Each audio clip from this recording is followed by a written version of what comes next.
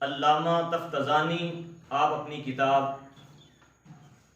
شرح عقائد نسبی کے اندر تحریر کرتے ہیں کہ شرک اس کو کہتے ہیں جس طرح مجوسی اللہ کے علاوہ دوسروں کو الہ سمجھتے تھے یا واجب الوجود سمجھتے تھے، جو بندہ اللہ کی ذات کے علاوہ کسی اور کو رب مانے یا عبادت کے لائق سمجھے، وہ بندہ مشرک ہو جاتا ہے، وہ بندہ شرک کرتا ہے۔ اب جو مشرک ہیں ان کا عقیدہ کیا تھا؟ مشرک جو تھے ان کا عقیدہ یہ تھا، وہ اپنے بتوں کو مانتے تھے کہ یہ مخلوق ہے۔ جب وہ اس بات کو تسلیم کرتے تھے کہ ہمارے جو بت ہیں یہ مخلوق ہیں، اب اس سے آگے والی جو بات ہے وہ یہ نہیں مانتے تھے۔ جو بندہ ایک چیز کو مخلوق مان رہا ہے تو وہ خالق کی محتاج چیز ہے۔ جس طرح مخلوق پیدائش میں خالق کی محتاج ہے، اسی طرح موت میں بھی وہی مخلوق خالق کی محتاج ہے۔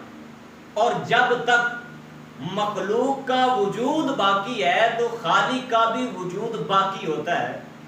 اور جو مشرک تھے وہ یہ سمجھتے تھے کہ ٹھیک ہے یہ جو بت ہیں یہ مخلوق ہیں، لیکن اب ان کا تعلق اللہ کی ذات سے ختم ہو چکا ہے، اب جو یہ کرنا چاہیں یہ کر سکتے ہیں اور اللہ ان کو روک نہیں سکتا۔ ان کا یہ عقیدہ تھا جاہلوں کا۔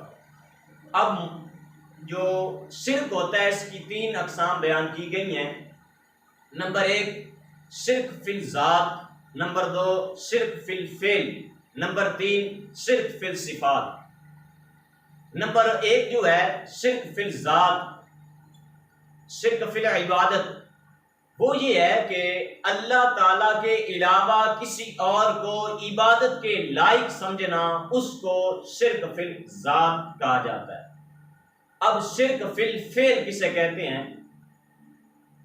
اللہ تعالیٰ کی ذات کے علاوہ کسی اور کو کام کرنے پر قادر سمجھنا، کسی اور کو یہ سمجھنا کہ یہ بندہ جو کام کر رہا ہے یہ اپنی مرضی سے اور اپنی طاقت اور اپنے زور سے کر رہا ہے، اس کام میں اللہ کی قدرت کا کوئی عمل دخل نہیں، وہ بندہ شرک فی الفعل کر رہا۔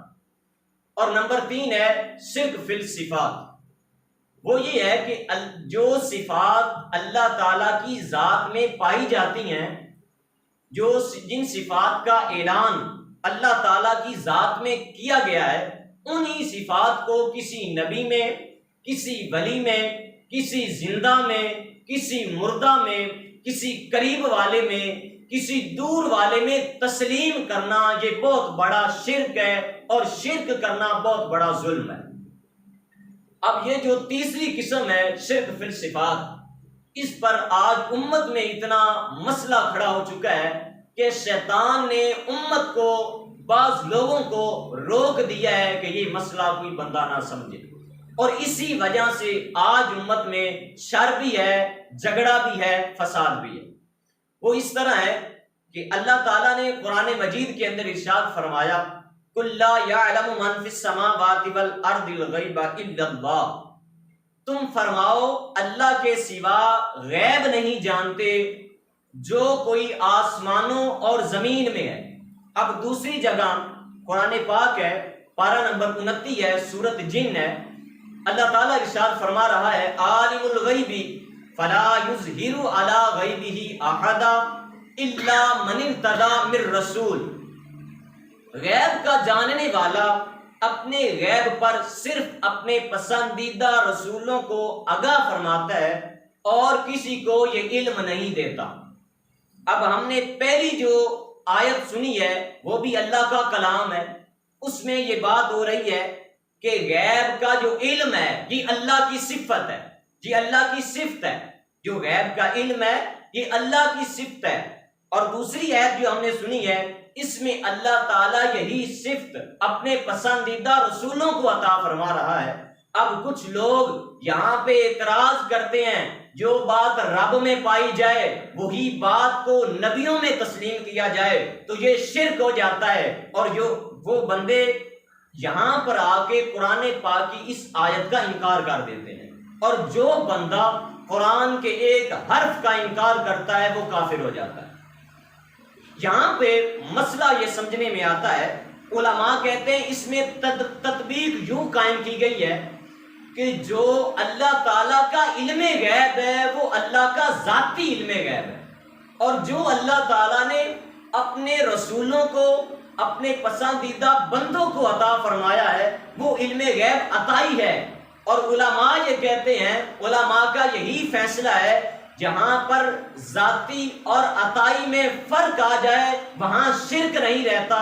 کیوں؟ ذاتی جو ہوتا ہے وہ اپنے پاس ہوتا ہے، اور جس کے پاس عطائی ہوتا ہے وہ محتاج ہوتا ہے، اسے عطا کیا گیا ہوتا ہے۔ جو ذاتی طور پر علم اللہ تعالیٰ کے پاس ہے، اور جو عطائی ہے اللہ نے وہ اپنے رسولوں کو عطا کیا ہے اور اپنے پسندیدہ بندوں کو عطا کیا ہے۔ آمین بجاہ النبی الامین والسلام۔